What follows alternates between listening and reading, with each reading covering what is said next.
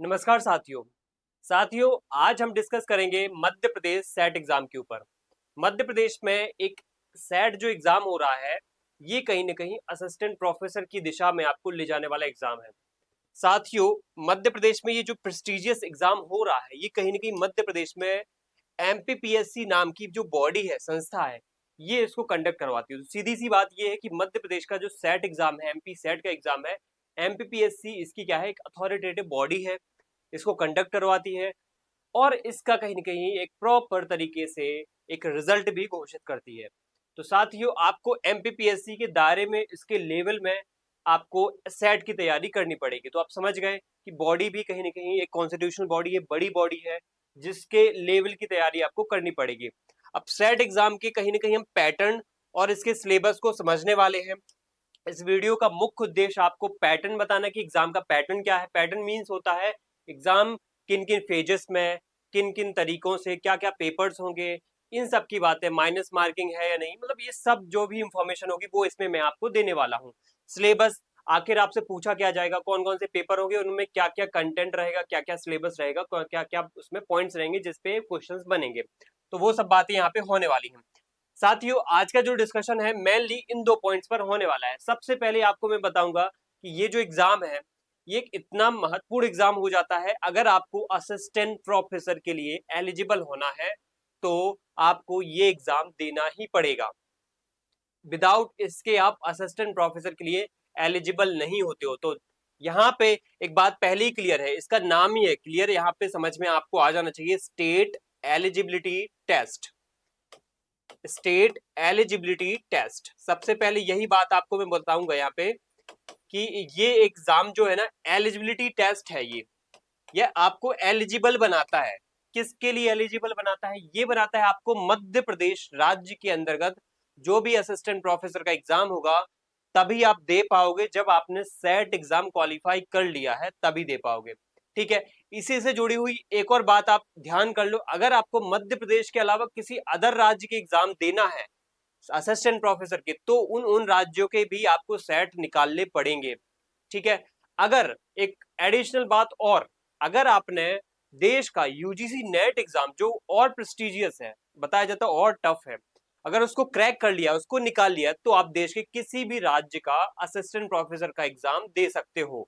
उसके बिना आप नहीं दे सकते। सीधी सी बात ये आती है, अंतिम रूप से कंक्लूजन ये निकलता है, या तो किसी राज्य का सेट दे दो तो असिस्टेंट प्रोफेसर मिलेगा, बट उस राज्य में दायरे में सीमित हो जाओगे, या तो फिर नेट दे दो एग्जाम, तो आप किसी भी राज्य के असिस्टेंट प्रोफेसर एग्जाम को दे सकते हो। यहाँ पे बात कंक्लूड होती है। अब आते हैं कि जो एलिजिबिलिटी टेस्ट है, ये क्या आपको जॉब देता है? बिल्कुल नहीं देता ये जॉब।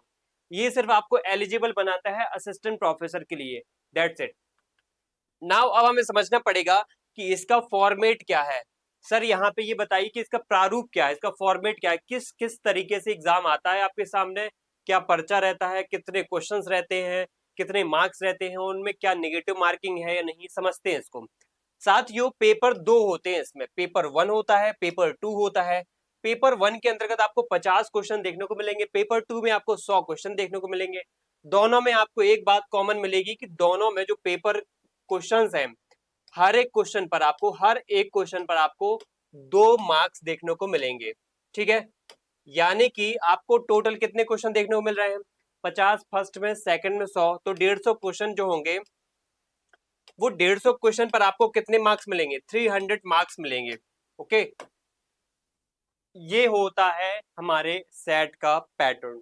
ठीक है, हमारे एग्जाम जो एमपी का सेट का एग्जाम है उसका पैटर्न होता है। समझ में आ गई होगी बात। अब आगे बढ़ते हैं। अगर इसकी मार्किंग स्कीम की बात करी जाए तो मार्किंग स्कीम में बता चुका हूं। महत्वपूर्ण बात यह है कि नो नेगेटिव मार्किंग। सबसे अच्छा फैक्ट तो यह है कि इसमें कोई नेगेटिव मार्किंग नहीं होती है। उसी तरीके से होता है जैसे यूजीसी नेट का एग्जाम होता है आपका। यूजीसी नेट एग्जाम में आपको जिस प्रकार से एक सहूलियत होती है कि नेगेटिव मार्किंग नहीं मिलती है, वैसे ही यहाँ पे भी आपको नेगेटिव मार्किंग देखने को नहीं मिलेगी। साथियों, अब आगे बढ़ते हैं। अगर कोई भी डाउट हो तो आप इससे रिलेटेड कुछ भी ऐसी बातें हो तो आपको कमेंट में पूछ लेना है, कोई भी संकोच नहीं करना है। अगले वीडियो में आपको कहीं क्लियर कर दिया जाएगा। बात आती है यहाँ पे एमपी सेट या जो एमपीपीएससी का सेट एग्जाम हो रहा है, इसमें जो दोनों पेपर हो रहे हैं, उन पेपर्स में आखिर कौन कौन सी बातें, कौन कौन से पॉइंट्स, कौन कौन से सिलेबस जो आपसे क्वेश्चन, जिन पे क्वेश्चन बनने वाले हैं, जो एग्जाम में पूछे जाएंगे। अच्छा बताओ जरा वो सिलेबस क्या है। सीधी सी बात आती है कि सिलेबस क्या है सर। सिलेबस की बात करें इंस्टेंट हम यहाँ पे देखेंगे 10 यूनिट होती है पेपर वन में। पेपर वन में कितनी यूनिट्स होती है? 10 यूनिट्स होती हैं। 10 यूनिट्स में पहली यूनिट होती है टीचिंग एप्टीट्यूड, ठीक है। दूसरी यूनिट होती है रिसर्च एप्टीट्यूड, जिसमें रिसर्च रिलेटेड, जैसे आप पीएचडी कर रहे हो तो रिसर्च के कौन कौन से मेथड होते हैं, प्रक्रिया क्या होती है, वो सब बातें इसमें आपको पढ़नी पड़ेंगी, उससे रिलेटेड क्वेश्चन आते हैं। कॉम्प्रहेंशन, एक गद्यांश होगा, 5 क्वेश्चन आएंगे उससे। कम्युनिकेशन, संप्रेषण से जुड़ा हुआ है। देखो ये हिंदी में भी दे रखा है, इंग्लिश में लिखा हुआ है जस्ट, इसके बाद आगे हिंदी में भी दे रखा है, ठीक है। फिर उसके बाद mathematical reasoning and aptitude, maths आएगी, फिर उसके बाद रीजनिंग, फिर उसके बाद लॉजिकल रीजनिंग भी आएगी। DI सबसे ज्यादा टफेस्ट पार्ट है, चाहे यूजीसी नेट की बात कर लो, चाहे एमपी सेट की बात कर लो। DI डाटा इंटरप्रिटेशन की जो है आपसे क्वेश्चन बहुत ही डिटेल और बहुत ही टाइम टेकिंग वाले क्वेश्चन पूछे जाते हैं। ICT information and communication technology, जिसमें आपको कंप्यूटर से रिलेटेड, AI से रिलेटेड, इंटरनेट से रिलेटेड और रोबोटिक्स से रिलेटेड क्वेश्चंस पूछे जाएंगे। पीपल्स डेवलपमेंट एनवायरनमेंट, सीधी सी बात, एनवायरनमेंट, पॉल्यूशन, इकोलॉजी, इन सबसे क्वेश्चन आएंगे। करंट से ही पूछ सकता है। हायर एजुकेशन सिस्टम, भारत में उच्च शिक्षा का जो एक सिस्टम प्रणाली रही है, उच्च शिक्षा की जो प्रणाली रही है उसका विकास कैसे हुआ, वो आज किस किस रूप में देखा जा रहा है। हमारे भारत में न्यू एजुकेशन पॉलिसी आ गई है, उसका क्या रूप है, क्या प्रारूप है, क्या क्या उसमें बदलाव हुए हैं, तो वो सब बातें आपको इसमें पढ़ने मिलेंगी।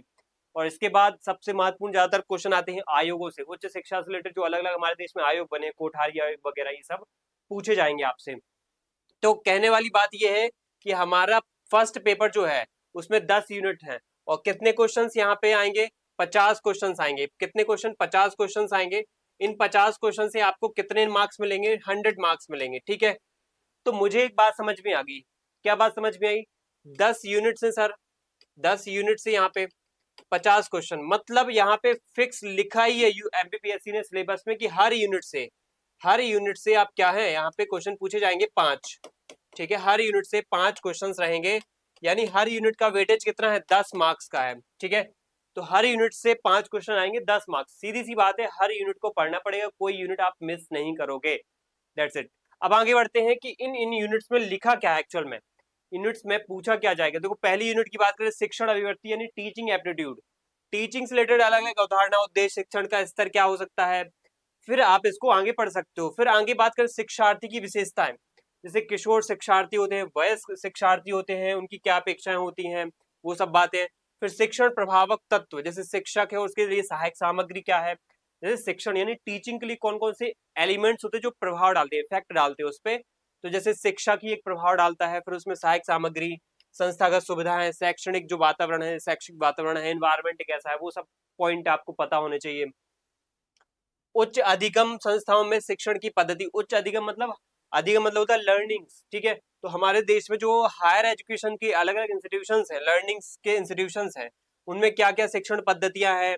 अध्यापक केंद्रित बनाम शिक्षार्थी केंद्रित, क्या पद्धति है, कौन सी बेस्ट है, ऑफलाइन ऑनलाइन क्या है।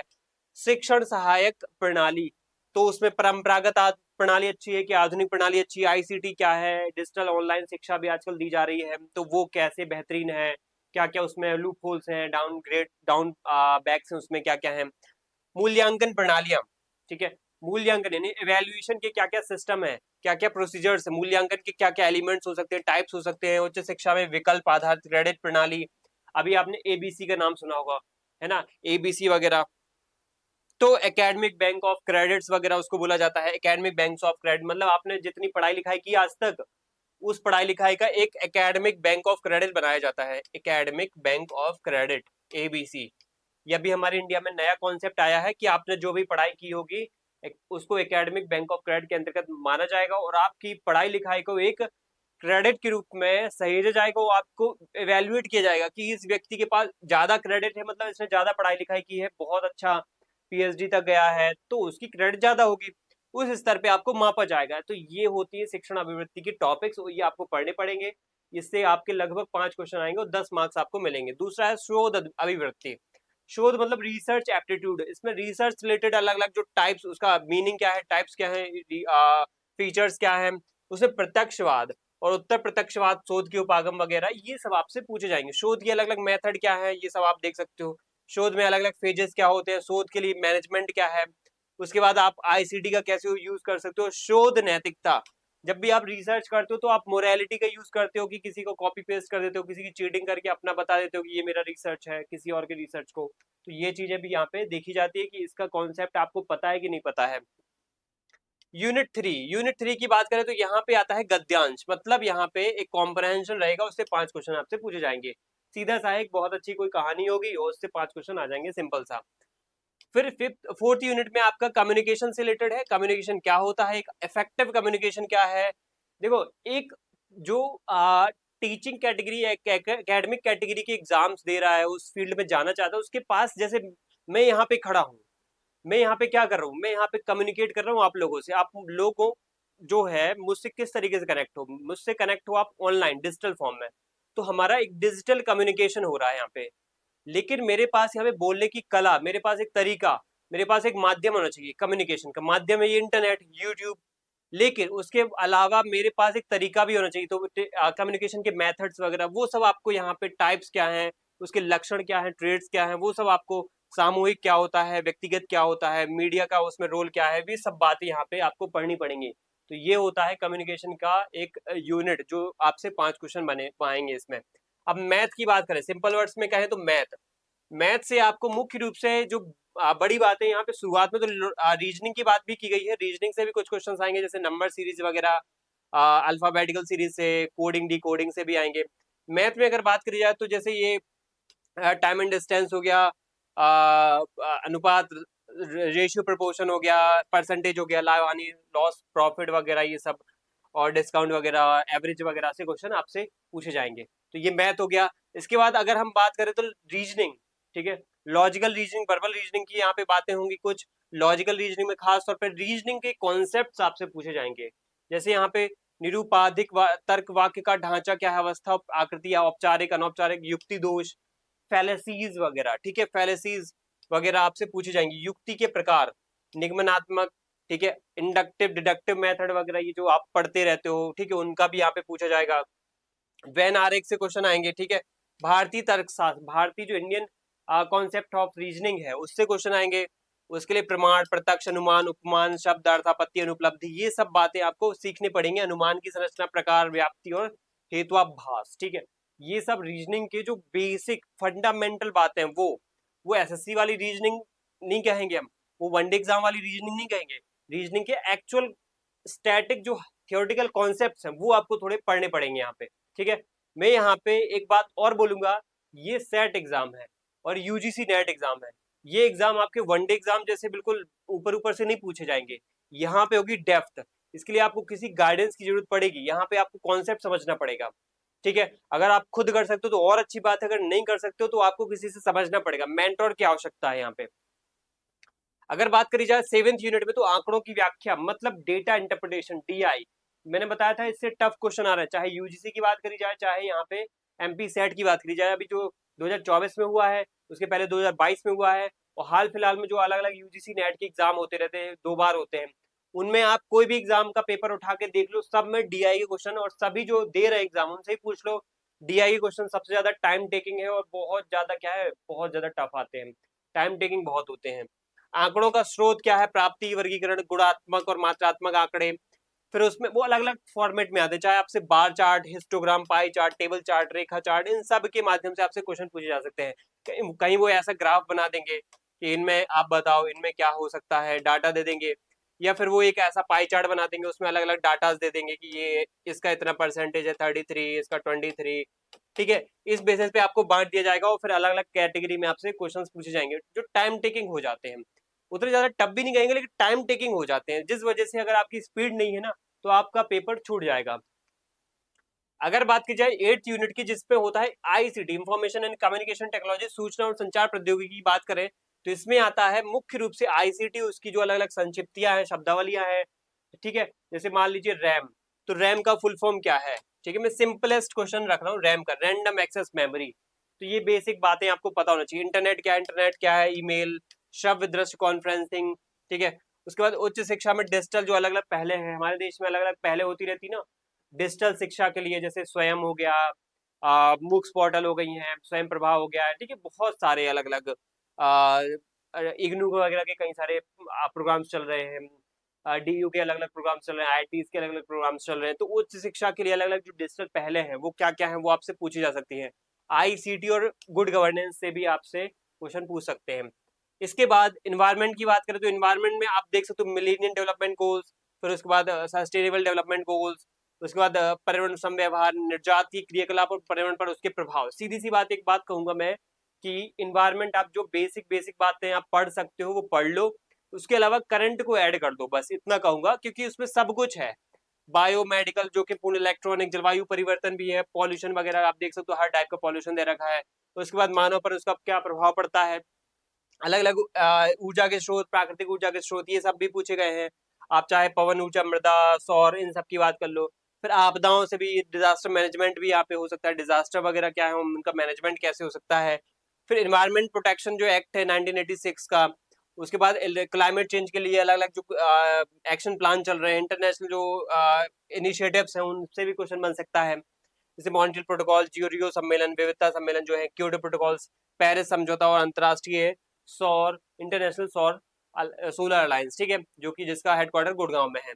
तो ये क्या है, एनवायरमेंट से रिलेटेड क्या है टॉपिक्स है जिससे क्वेश्चन बन सकते हैं। एनवायरमेंट आप फंडामेंटली बेसिक पढ़ लो, थोड़ा सा एडवांस करंट अफेयर का देख लो। मैंने बताया ना, लास्ट के ज्यादातर टॉपिक्स करंट के हैं। कहीं पे कोई चक्रवात आया तो पूछ लिया, अब कहीं पे कोई पेरिस का समझौता, जैसे COP26, COP27, COP28, COP29, ये सब, COP28 हो गया, 29 हो गया, कहाँ पे होने वाला है, ये तो बिल्कुल पढ़ के ही जाओ।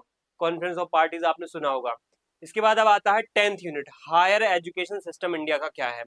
इंडिया में सबसे पहली बात यहाँ पे लिखी कि हायर एजुकेशन के लिए संस्थाएं, उसके बाद प्राचीन भारत में शिक्षा की स्थिति कैसी थी, किस रूप में थी, उसके बाद हायर एजुकेशन और शोध का उद्भव कैसे हुआ भारत में स्वतंत्रता के बाद में, फिर भारत में प्राच्य यानी ओरिएंटलिस्ट, और भारत में पारंपरिक यानी ट्रेडिशनल और नॉन ट्रेडिशनल जो लर्निंग्स होती है उसके लिए अलग अलग प्रोग्राम्स कैसे चलाए जा रहे हैं, व्यवसाय की, वोकेशनल, टेक्निकल और स्किल डेवलपमेंट रिलेटेड जो एजुकेशन दी जा रही है वो कैसी है, और वैल्यूज रिलेटेड जो अलग अलग एजुकेशन के प्रोग्राम्स हैं वो कैसे चलाए जा रहे हैं, अलग अलग पॉलिसीज, गुड गवर्नेंस, कहीं नहीं पॉलिटिक्स रिलेटेड क्या क्या यहाँ पे डेवलपमेंट्स हो रहे हैं हायर एजुकेशन के मामले में। तो ये हमारा डिस्कशन हो गया है पेपर फर्स्ट के ऊपर, जिसमें 10 यूनिट है, 50 क्वेश्चन आपके आएंगे और लगभग 100 मार्क्स आपको इससे मिलेंगे। कोई नेगेटिव मार्किंग नहीं, इजीली आप आसानी से इसको कर सकते हो। अब आती है बात यहाँ पे पेपर 2 पे, ठीक है। पेपर 2 मींस आपका सब्जेक्ट जिससे आप क्या कर रहे हो, मास्टर्स कर रहे हो, जिससे आप PG कर रहे हो, ठीक है। अब यहाँ पे एक और बात आती है, क्या sir second year, first year या फिर फाइनल ईयर या फिर पूरा कंप्लीट होना चाहिए, क्या है। तो देखो, MPPSC ने जो MP सेट का एग्जाम लिया है उसमें ज्यादातर कंडीशन रखी है, या कहें तो कंडीशन मुख्य रूप से रखी है कि आपका कंप्लीट मास्टर डिग्री होना चाहिए, ठीक है, मास्टर डिग्री कंप्लीट होना चाहिए। जबकि UGC नेट कहता है, ध्यान से समझो, UGC नेट कहता है कि आप फर्स्ट ईयर में भी एग्जाम दे सकते हो नेट का, लेकिन सेट का एग्जाम देने के लिए आपको पास PG डिग्री कंप्लीट होना चाहिए। तो यहाँ पे एक बात आपको क्लियर हो गई होगी। और लगभग जो MPPSC एग्जाम लेता है ना, ये लगभग 80 से 85 ऐसे सब्जेक्ट्स रहते हैं जिसपे वो सेट एग्जाम लेता है, जैसे इंग्लिश हो गया, हिंदी हो गया, लिटरेचर के सभी सब्जेक्ट, संस्कृत, उर्दू वगैरह। उसके बाद अगर हम आर्ट्स के सब्जेक्ट, ह्यूमैनिटीज की बात करते हैं, ज्योग्राफी, हिस्ट्री, पॉलिटी, इकोनॉमी, ये सब हो गया। साइंस के भी सब्जेक्ट्स, ये फिजिक्स वगैरह, केमिस्ट्री वगैरह, बायो वगैरह, मैथ्स वगैरह, इन मतलब ऐसे लगभग बता रहा हूँ, मतलब कॉमर्स वगैरह, ये सब से 80 के आसपास सब्जेक्ट हो जाते हैं जिसपे सेट एग्जाम कंडक्ट होता है। वही हाल UGC का, UGC भी इतने सारे सब्जेक्ट्स पे नेट एग्जाम लेता है। अब बात करते हैं यहाँ पे कि जो अलग अलग एग्जाम्स होते हैं उनमें सिलेबस क्या है। जैसे मैं एग्जांपल यहाँ पे लिख रहा हूँ कि जो सेट का एग्जाम होता है उसमें जो सेकंड पेपर है, सेकंड पेपर, ठीक है, हम यहाँ पे सेकंड पेपर की बात कर रहे हैं। सेकंड पेपर जो आपका सब्जेक्ट है मास्टर डिग्री का, तो वो अगर पॉलिटिकल साइंस है तो आपसे ये थ्योरीज वगैरह पूछी जाएंगी। अगर आपका इंग्लिश लिटरेचर है तो आपसे ये पोएट्री, फिक्शन, लिटरेरी क्रिटिसिज्म वगैरह ये आप सब पूछे जाएंगे। तो जो जिसका सब्जेक्ट है वो सब्जेक्ट अपना देख सकता है, क्योंकि यहाँ पे मैं अगर हर एक सब्जेक्ट में बनाऊंगा तो लगभग आप समझ सकते हो कि कितने सारे वीडियोस बनाने पड़ जाएंगे। यहाँ पे मैंने नंबर बता दिया, ठीक है। सिंपल है, आपको MPPSC की वेबसाइट पे जाना है, उसमें आपको सबसे ऊपर एक ड्रॉप डाउन मेन्यू दिखेगा, या फिर उस मेन्यू में आपको सिलेबस वाली कैटेगरी में जाकर के सिलेबस एंड स्कीम ऐसा कुछ लिखा है, उसमें जाकर के आप देख सकते हो, क्योंकि मैंने वो सब कंटेंट यहीं वहीं से लाया हूँ, वहीं से मैंने निकाल करके उसको PPT में इंसर्ट किया है, ठीक है। तो सीधी सी बात है कि आप वहां पे अपने अपने सब्जेक्ट का सिलेबस देख सकते हो, और उसको समझ सकते हो। यहाँ पे बस मैं पॉलिटिकल साइंस का एक ओवरव्यू देने वाला हूँ कि ओवरव्यू एक प्रकार से क्या है हमारे सिलेबस का पॉलिटिकल साइंस के लिए, क्योंकि यहाँ पे मैं पॉलिटिकल साइंस का विद्यार्थी हूँ, तो मैं आपको वही बातें बताऊंगा। ठीक है, बात आती है यहाँ पे कि पेपर 2 में जो पॉलिटिकल साइंस विषय है, बाकी सब्जेक्ट आप देख लेना जो अलग अलग विद्यार्थी है, पॉलिटिकल साइंस का जो विषय है, जिसका विषय है, उसमें लगभग 10 यूनिट्स हैं। ठीक है, 10 यूनिट्स हैं, और कौन कौन से विषय हैं, कौन कौन से टॉपिक्स हैं, कौन कौन सी ऐसे एरियाज है जहाँ पे पॉलिटिकल साइंस में क्वेश्चंस पूछे जाएंगे। तो हम सबसे पहले समझते हैं यूनिट 1 के बारे में कि यूनिट 1 से यहाँ पे कौन कौन से क्वेश्चन यहाँ पे बनेंगे आपसे। ठीक है, तो यूनिट 1 की बात करी जाए यहाँ पे, तो राजनीतिक सिद्धांत यहाँ पे पहला क्या है, यूनिट है। पॉलिटिकल आइडियोलॉजीज, कौन कौन सी आइडियोलॉजीज, जैसे कि स्वतंत्रता, समानता, न्याय, अधिकार, लोकतंत्र, शक्ति, नागरिकता। ठीक है, तो नागरिकता लिखा है, ठीक है। तो ये हो गया। राजनीतिक परंपराएं की बात करी जाए तो उदारवाद, अनुदारवाद, जिसको कंजर्वेटिज्म कहते हैं, समाजवाद, सोशलिज्म हो गया, मार्क्सवाद, नारीवाद, फेमिनिज्म, पारिस्थितिकीवाद यानी इकोलॉजिज्म, बहुसंस्कृतिवाद, मल्टीकल्चरलिज्म, उत्तर आधुनिकतावाद, ये सब पोस्ट मॉडर्निज्म वगैरह, ये सब इस पे पूछे जाएंगे। आप देख रहे हो मेनली पहली यूनिट में पॉलिटिकल साइंस में आइडियोलॉजीज है। सेकंड यूनिट की बात करें तो यहाँ पे political thinkers, political thought, thinkers की बात करें तो यहाँ पे कन्फ्यूशियस, प्लेटो, अरस्तु, Machiavelli, Hobbes, Locke, Rousseau, Hegel, Mary Wollstonecraft, John Stuart Mill, देखो ये फेमिनिस्ट हैं। ठीक है, इनके बारे में पता होना चाहिए। JS Mill, Karl Marx, Gramsci, Hannah Arendt, Frantz Fanon, Mao Zedong and John Rawls, theory of justice वाले। ठीक है, ये हमारे पॉलिटिकल थिंकर्स है, लगभग कहीं ना कहीं 20 से 25 पॉलिटिकल थिंकर्स है जो आप देख सकते हो। इसके बाद अब आते हैं, ये वेस्टर्न पॉलिटिकल थिंकर्स थे, ये वेस्टर्न पॉलिटिकल थिंकर्स जो हमारे फॉरेनर्स हैं, सीधी सी बात करें तो फॉरेनर्स बोल सकते हैं ज्यादा सही, क्योंकि वेस्टर्न में ये, जैसे अगर हम कन्फ्यूशियस लेके तो ये तो चाइना ईस्ट का था, तो ये थोड़ा सा वैसा हो जाएगा, तो मैं यहाँ पे फॉरेनर्स बोलूंगा। तो आप समझ जाना कि बाहर से बाहर जो पॉलिटिकल थिंकर्स रहे हैं उनके बारे में पढ़ना है, ये है, इनसे क्वेश्चन सीधे आ जाते हैं, इनकी बुक्स पूछ ली जाती हैं, इनके कथन पूछ लिए जाते हैं। अब आते हैं Indian political thinkers. Indian political thinkers में मेनली धर्मशास्त्र, हमारे भारतीय धर्मशास्त्र क्या कहते हैं, गीता क्या कहती है, महाभारत क्या कहती है, ठीक है, इनके बारे में। उसके बाद कोई भी पुराण वगैरह में क्या कॉन्सेप्ट है, उपनिषदों में क्या कॉन्सेप्ट है, वो सब बातें इसमें रहेंगी। इसके बाद कौटिल, अगान सूत्र, ठीक है, बर्नी हो गए, कबीर हो गए, पंडित रमाबाई, बाल गंगाधर तिलक, स्वामी विवेकानंद, रविन्द्रनाथ टैगोर, एम के गांधी, मोहनदास करमचंद गांधी, ठीक है, कोई और नहीं है, हमारे महात्मा गांधी जी ही है। Shri Aurobindo, Periyar, E V Ramaswamy Periyar, Mohammad Iqbal, M N Roy, B D Savarkar, doctor B R Ambedkar, J L Nehru, Jawaharlal Nehru, Ram Manohar Lohia, Jayaprakash Narayan, Deendayal Upadhyay. Right, ये है हमारे क्या, इंडियन पॉलिटिकल थिंकर्स, जिनसे हमारे क्वेश्चन क्या है, मुख्य रूप से थर्ड यूनिट में बनने वाले हैं।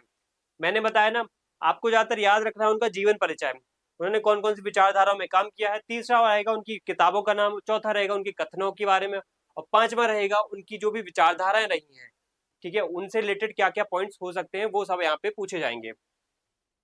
विचारधाराओं में एक बात ये हो सकती है, जैसे वो जैसे नेहरू की बात करें हम, तो नेहरू ने समाजवाद के नाम पे फेबियनवाद, फेबिनिज्म पे काम किया है, तो वो जैसे एक स्पेसिफिक पॉइंट आ जाता है। जैसे राम मनोहर लोहिया के बारे में आपने सुना होगा, एशियाटिक सोशलिज्म यानी एशियाई समाजवाद की बात की है। ठीक है, ये जो डिफरेंट एक अप्रोच लेके लोगों ने बात की है, जयप्रकाश नारायण ने संपूर्ण क्रांति की बात करी है ना, टोटल रिवोल्यूशन हो गया, दीनदयाल उपाध्याय जैसे, है ना, मानववाद की, एकात्म मानववाद की बात करिए, तो एक स्पेसिफिक आइडियोलॉजीज आपको पता होनी ही चाहिए। अब आते हैं यूनिट 4 पे। ठीक है, अब यूनिट 4 के बारे में देखते हैं कि यूनिट 4 किस बेसिस पे आपसे क्वेश्चन पूछेगी। यूनिट 4 है कंपैरेटिव पॉलिटिक्स की यूनिट। कंपैरेटिव पॉलिटिक्स मतलब क्या होता है, जब भी कोई भी पॉलिटिकल कॉन्सेप्ट को आप कंपैरिजन करके पढ़ो। जैसे मैं पार्लियामेंट के बारे में डिस्कस करूं, तो पार्लियामेंट हमारे इंडिया में कैसी है, ब्रिटेन में कैसी है, अमेरिका में कैसी है, फ्रांस में कैसी है, मतलब वहां का जो लेजिस्लेचर है कैसा है, वहां की जो विधायिका है वो कैसी है। जब हम इन सब संस्थाओं का कंपैरिजन करते तो वो आता है कंपैरेटिव पॉलिटिक्स में। हम संविधानों का क्या करते हैं, जब तुलनात्मक अध्ययन करते हैं, तो ये आता है कंपैरेटिव पॉलिटिक्स में। और ये दुनिया में सबसे ज्यादा किया है, वो किया है अरस्तु ने। अरस्तु ने लगभग दुनिया के 150 से ज्यादा संविधानों का क्या किया था, तुलनात्मक अध्ययन किया था अपने जमाने में। ठीक है, उसके बाद उसने जो कॉन्सेप्ट दिया था, वो फिर कॉन्सेप्ट दिया था अलग अलग स्टेट का कॉन्सेप्ट, वो था स्टेट का राजतंत्रात्मक व्यवस्था ही दी थी अल्टीमेटली तो उसने। लेकिन उसने एक अलग व्यवस्था ग्रीक में, ग्रीक जो राज्य था, नगर राज्य थे, उनको कहीं ना कहीं बताया था कि कैसा व्यवस्था होना चाहिए। हम कंपेरेटिव पॉलिटिक्स की बात करें तो देखो कितना लेंथी सिलेबस है, आप देखो। लेकिन इसमें अच्छी बात ये है कि बहुत ऊपर ऊपर से क्वेश्चन आते हैं। मैं आपसे एक बात बोलूंगा, डिटेलिंग में मत जाना। ये पॉलिटिकल साइंस का एक ऐसा टॉपिक है कि डिटेलिंग में जाओगे ना तो एक यूनिट में ही आपको लगभग 400 से 500 पेज की बुक्स पढ़नी पड़ जाएंगी और बहुत सारे नोट्स बन जाएंगे। लेकिन आप जैसे कोई भी अप्रोच लिखिए, उपागम लिखिए, तो संस्थागत, ठीक है, राजनीतिक संस्कृति, राजनीतिक अर्थव्यवस्था तथा न संस्थावाद, तुलनात्मक विधियां जो अलग अलग, तो इनकी ऊपर ऊपर से पढ़ लो, इनमें कौन कौन से थिंकर शामिल रहे, इनकी बातें क्या क्या है, इनमें क्या क्या फीचर्स है, वो सब पढ़ लो, बस उससे ज्यादा गहराई में मत जाना। ये मेरी एडवाइस है, क्योंकि डिटेल या गहराई में डेप्थ में क्वेश्चन यहाँ से नहीं आते, उतने नहीं आते हैं जितने थिंकर्स वगैरह थ्योरीज वगैरह से आते हैं। इसके बाद अगर हम उपनिवेशवाद, उपनिवेशवाद, उससे रिलेटेड क्वेश्चन आप देख सकते हो। राष्ट्रवाद, चाहे वो यूरोप में हो, चाहे गैर यूरोप नॉन यूरोपियन देशों में हो, राज्य सिद्धांत, स्टेट के जो अलग अलग थ्योरीज हैं वो सब आपसे पूछी जाएंगी। स्टेट से रिलेटेड अलग अलग जो शासन प्रणालियां वो आपसे पूछी जाएंगी। उसके बाद आपसे संविधान, संविधानवाद, कॉन्स्टिट्यूशनलिज्म पे क्वेश्चन आएंगे। लोकतंत्रीकरण, उससे अलग अलग जो कॉन्सेप्ट हैं वो पूछे जाएंगे। Development, under development, dependency theory, वो सब बात है। देखो डिपेंडेंसी थ्योरी तो एक बहुत बड़ा पॉइंट है, चाहे वो आईआर का पार्ट हो, चाहे आपका यहाँ पे पार्ट हो, ठीक है। निर्भरता सिद्धांत वगैरह, शक्ति की संरचनाएं, चाहे वो शासक वर्ग है ना, शक्ति संपन्न, ये देखो शक्ति में यहाँ पे गलत वर्ड आया है, ठीक है, ये वाला वर्ड आएगा, ये यहाँ पे शब्द वो आएगा, ठीक है, वर्ड करेक्ट अक्षर आएगा, सॉरी, ये अक्षर आएगा शाह वाला, ये षटकोण वाला लिखा है जो कि गलत है। यहाँ पे भी वही शासक शाह आएगा। ओके, तो शासक वर्ग, शक्ति संपन्न, यहाँ पे अभिजन वर्ग यानी कि जो ओलिगार्की सिस्टम है वो यहाँ पे पूछा जाएगा आपसे। उसके बाद एक कर्ता क्रियाएं, निर्वाचन पद्धतियां, राजनीतिक दल, दलीय प्रणाली, हित समूह, सामाजिक आंदोलन, न सामाजिक आंदोलन, ये सब बातें आपसे इसमें भी पूछी जाएंगी। तो एक बात और यहाँ पे ध्यान रखो कि किसी भी आप विचारधारा को पढ़ो तो बस इस कंपेरेटिव पॉलिटिक्स में बस ऊपर ऊपर से उसको समझने पर क्या है, सीमित रहना, अंदर मत जाना ज्यादा गहराई में। ये मेरा सजेशन है कंपैरेटिव पॉलिटिक्स के मामले में। अगर सेट एग्जाम दे रहा हूँ, ठीक है, सेट का मैं बात कर रहा हूँ। अगर बात करिए इंटरनेशनल रिलेशन के मामले में, तो देखो ये आईआर है ये, ठीक है। आईआर में अगर हम बात करें तो इसमें अप्रोचेस, अलग अलग अप्रोचेस देख सकते हो आप, उदारवाद, आदर्शवाद, यथार्थवाद, संरचनात्मक मार्क्सवाद, नव उदारवाद, ये यथार्थवाद वगैरह आप देख सकते हो। उसके बाद अवधारणा राज्य की, राज्य प्रणाली की, गैर राज्य की, कर्ता की, शक्ति, संप्रभुता, सुरक्षा, परंपरागत और गैर परंपरागत, तो संघर्ष और शांति, युद्ध की स्थिति, युद्ध की बदलती हुई प्रकृति वगैरह, आज के जमाने में युद्ध कैसे डिजिटल हो रहा है, स्पेस में हो रहा है, कहाँ हो रहा है, साइबर हो रहा है, ठीक है, अब जमीन पे न लड़के अब वो डिजिटल हो चुका है। संयुक्त राष्ट्र से रिलेटेड हर मतलब डेप्थ में क्वेश्चन पूछते हैं, इस पे बहुत डेप्थ में क्वेश्चन पूछेंगे। कहीं इनका कोई चार्टर पूछ लिया, कहीं इन पे कोई, इनकी कोई स्पेशलाइज्ड बॉडी है, यूनेस्को है, यूएन है, डब्ल्यूएचओ है, या कोई भी यूनेस्केप है, तो इनसे क्वेश्चन भी पूछ सकते हैं। वो अंतरराष्ट्रीय संबंध की, राजनीतिक अर्थव्यवस्था से भी क्वेश्चन पूछ सकते हो। क्षेत्रीय संगठन, अलग अलग जो रीजनल ऑर्गेनाइजेशन है, चाहे ईयू हो, अफ्रीकन यूनियन हो, संघाई कॉपरेशन ऑर्गेनाइजेशन हो, आसियान हो, इससे क्वेश्चन भी पूछे जा सकते हैं। इंटरनेशनल जो एक टेररिज्म की कॉन्सेप्ट है, ये भी आपसे पूछे जाएंगे। ये जलवायु परिवर्तन, ये दुनिया को आतंकवाद चाहे जलवायु परिवर्तन हो, ये कैसे हार्म पहुंचा रहे हैं, और पर्यावरणीय चिंताएं कैसे कहाँ पे हमारे दुनिया भर में देखी जाती हैं, वो सब पे भी क्वेश्चन आ सकते हैं आपके इसमें। अब आती है बात यहाँ पे, भारत की विदेश नीति क्या है, यहाँ पे इंडियन फॉरेन पॉलिसी क्या है। तो इंडिया की सबसे बड़ी बात यहाँ पे आपको ये समझनी पड़ेगी कि इंडिया के पड़ोसी देशों के साथ संबंध क्या है, इनको पढ़ लो अच्छे से। और दूसरा यहाँ पे रहेगा कि आप क्या कर लो, यहाँ पे दूसरी बात ये है कि विदेश नीति में आप क्या कर लो, अलग अलग जो संगठन है जिसमें भारत क्या है, मेंबर है, जैसे ये मल्टीलेटरल जो वर्ल्ड है उसमें इंडिया कहाँ पे खड़ा हुआ है, यूरोपियन यूनियन के साथ भारत के रिलेशन क्या है, ब्रिक्स में क्या है, आसियान, संघाई सहयोग ऑर्गेनाइजेशन में, अफ्रीकी संघ, दक्षिणी अफ्रीकी विकास समुदाय, गल्फ कोऑपरेशन काउंसिल में भारत किस तरीके से अपना क्या है मेंबरशिप को आगे बढ़ा रहा है, किस तरीके से भारत का रोल है, ये सब आपसे क्वेश्चन ज्यादा पूछे जाएंगे। बाकी और तो इम्पोर्टेंट है ये विदेश नीति से निरंतरता, बदलाव, ये सब है। फिर जलवायु परिवर्तन, अंतर्राष्ट्रीय जो शासन व्यवस्था है उसमें भारत की पराक्रमण नीति, कार्य नीति क्या है, आतंकवाद, साइबर सुरक्षा की बातें इसमें भी दे रखी हैं। अब राजनीतिक संस्थाओं की बात करें तो यहाँ पे राजनीतिक संस्थाओं में ये है इंडियन पॉलिटी, सीधी सी बात करें तो इंडियन पॉलिटी ठीक है। इंडियन पॉलिटी में इंडियन कॉन्स्टिट्यूशन की आप एक प्रकार से फॉर्मेशन पढ़ो, हमारे देश में जो संविधान सभा है, कॉन्स्टिट्यूएंट असेंबली है, उसके बारे में पढ़ो, हमारे देश की जो प्रियम्बल है कॉन्स्टिट्यूशन की उसके बारे में पढ़ो, उसके अलग अलग कॉन्सेप्ट, फंडामेंटल राइट, नीति निर्देशक सिद्धांत, डीपीएसपी, संविधानवाद, फिर कार्यपालिका, संसद, पार्लियामेंट, फिर न्यायपालिका, जुडिशरी, फिर कार्यपालिका और विधानमंडल, राज्यपाल, मुख्यमंत्री, फिर राज्य का अगर हम लेजिस्लेचर राज्य की, एग्जीक्यूटिव राज्य का, हमारा जुडिशरी राज्य की, कार्यपालिका विधायिका और न्यायपालिका के बारे में भी क्वेश्चन। निर्वाचन प्रक्रिया हमारे देश में संघवाद वगैरह, फिर स्थानीय शासन संस्था, पंचायती राज और नगर निकाय वगैरह। उसके बाद संवैधानिक सांविधिक निकाय, नियंत्रक महालेखा परीक्षक, कैग, एनएससी, एनसीएससी और एनसीएसटी, है ना, अलग अलग जो मानवाधिकार आयोग है, महिला आयोग वगैरह, ये एनसीएसटी वगैरह, ये सब आपसे, अल्पसंख्यक आयोग वगैरह भी आपसे पूछे जाएंगे। क्वेश्चन कम आते हैं लेकिन कॉन्स्टिट्यूशनल जो कमीशन है उन पे क्वेश्चन ज्यादा आते हैं।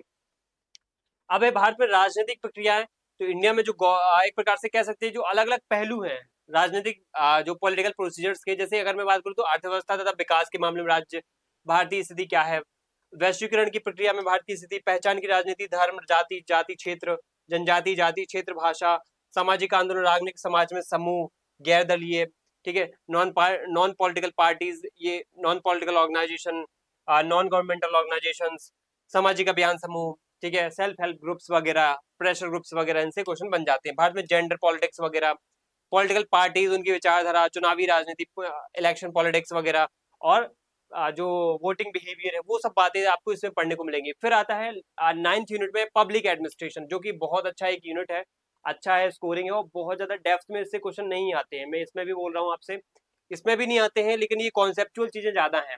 ये भी फैक्ट, ये ज्यादा कॉन्सेप्चुअल ना होकर फैक्चुअल ज्यादा है।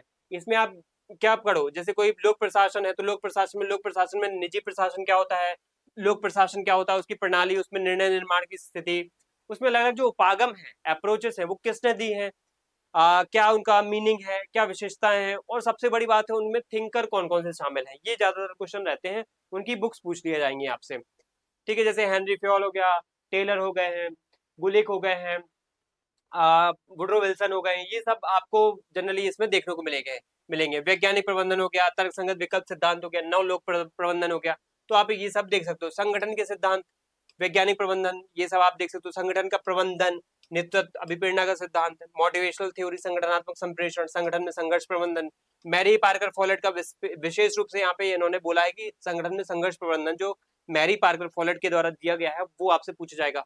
और उद्देश्य आधारित, यानी कि objective management by objective, MBO कहते हैं, जो कि पीटर ड्रकर का है, ये भी महत्वपूर्ण पॉइंट है। अगर आपको अच्छे से तैयारी करनी है तो कुछ ऐसी बातें जो स्पेसिफिकली लिखी है उनको पढ़ के ही जाओ, ठीक है, ये बातें आपको हेल्प करेंगी।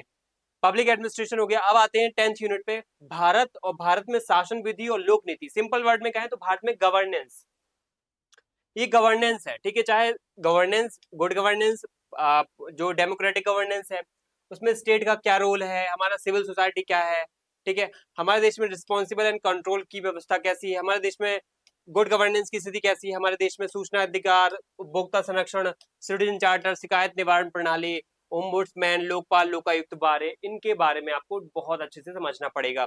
अब बात आती है ग्रास रूट, जमीनी स्तर पर शासन, पंचायती राज संस्थाएं, उनकी कार्य पद्धति, योजना विकास, सामाजिक आर्थिक विकास के उपकरण वगैरह, ठीक है। इसके बाद लोक नीति की निगरानी और मूल्यांकन। इसमें आपको एक बात मैं सजेस्ट करूंगा कि ये है गवर्नेंस, और गवर्नेंस में मुख्य रूप से स्टैटिक चीजें तो आप पढ़ लो, ऊपर ऊपर से पढ़ लो, लेकिन करंट से अपडेट रहो, क्योंकि इसमें ज्यादातर स्कीम्स पूछ ली जाती है कि ये जो नीति आयोग की ये पहल है, ये किससे जुड़ी है, इसमें क्या उद्देश्य है, ठीक है। बहुत सारी आईसीटी से रिलेटेड बहुत सारी जो डिजिटल पहले हैं, अलग अलग जो मंत्रालयों की पहले हैं, खासतौर पे शिक्षा मंत्रालय हमारे देश का है, जो एजुकेशन मिनिस्ट्री है, उसके जो है ज्यादातर जो पहले हैं वो आपसे पूछी जा सकती हैं। और गुड गवर्नेंस के मामले में नीति आयोग की पहले बहुत मुख्य रूप से आपसे जरूरी है इसमें पूछी जाना। अब आती है बात यहाँ पे कि जो 10 यूनिट है, ये जब 10 यूनिट हम ऐसे कवर कर लेंगे, ठीक है, तो हम किस हद तक, मतलब एक ऊपर ऊपर से पढ़ लिए समझ लिए, किस हद तक आप एग्जाम क्रैक कर सकते हो। मैं एक बात बोलूंगा, यहाँ पे भी आप 50% ही आप पहुंच पाए हो, 50% में सिलेक्शन नहीं होता है। आप जब 80-90% पहुंचोगे तब जाके सिलेक्शन या फिर आप एग्जाम क्रैक कर पाओगे। यहाँ पे जरूरी है कि अब आप क्या करो, प्रैक्टिस करो, रिवीजन करो, टेस्ट लगाओ, एमसीक्यू यहाँ पे बहुत जरूरी होते हैं। सबसे पहले तो पीवाईक्यू समझ लो, ठीक है, सिलेबस देखने के बाद दूसरा स्टेप होता है पीवाईक्यू देखना, ठीक है। उसके बाद आपने जब कर लिया ये सब, तब आप क्या करो, जब सिलेबस अपना पूरा कर लो, अपने नोट्स बना लो, उसके बाद सबसे जरूरी होता है उसका रिवीजन करो। उसके बाद जरूरी होता है आप टेस्ट लगाओ, मॉक्स लगाओ। उसके बाद जरूरी होता है कि एक्चुअल में एफएलटीज लगाओ, एक्चुअल की जो एफएलटीज होती है, जो पूरा फुल लेंथ टेस्ट होता है वो लगाओ, और सीधा फिर एग्जाम में जाओ और अटेम्प्ट करो पेपर को। आप फर्क देखोगे कि कितना ज्यादा आपने अच्छा उसमें कर पाए हो, कितना अच्छा आप आउटपुट दे पाए हो। तो ये हमारा डिस्कशन था।